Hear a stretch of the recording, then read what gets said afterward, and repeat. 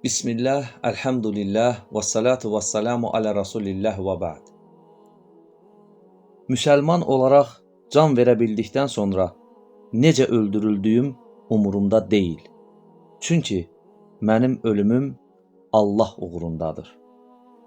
Ölümüm elə bir haqq ilah üçündür ki, o istəyərsə kəsilib atılmış əzalarıma belə bərəkət yağdırar.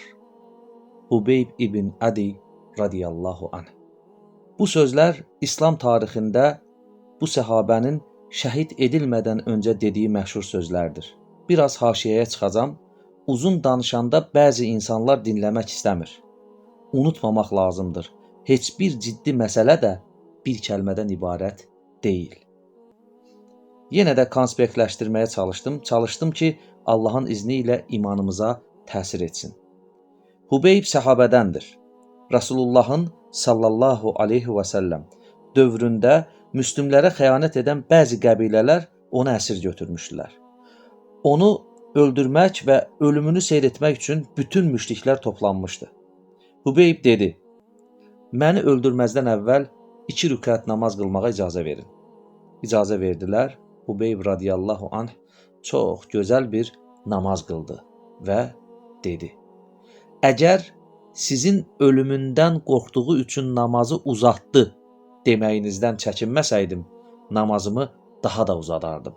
Bu namaza İslam tarixində ilk şəhid namazı deyənlər də var.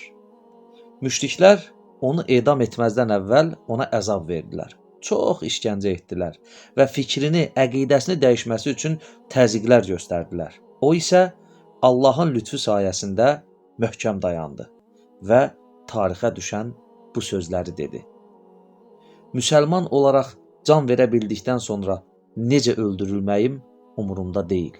Çünki mənim ölümüm Allah uğrundadır.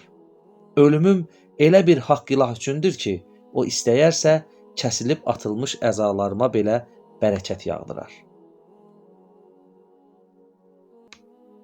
Quranın tərbiyə etdiyi və Rasulullahın sallallahu aleyhi və səlləm məktəbində yetişmiş ilk nəsildən bir daha Allaha təslimiyyətin və onun dinində qətiyyətin nə qədər uca bir dəyər olduğunu öyrənmiş olduq.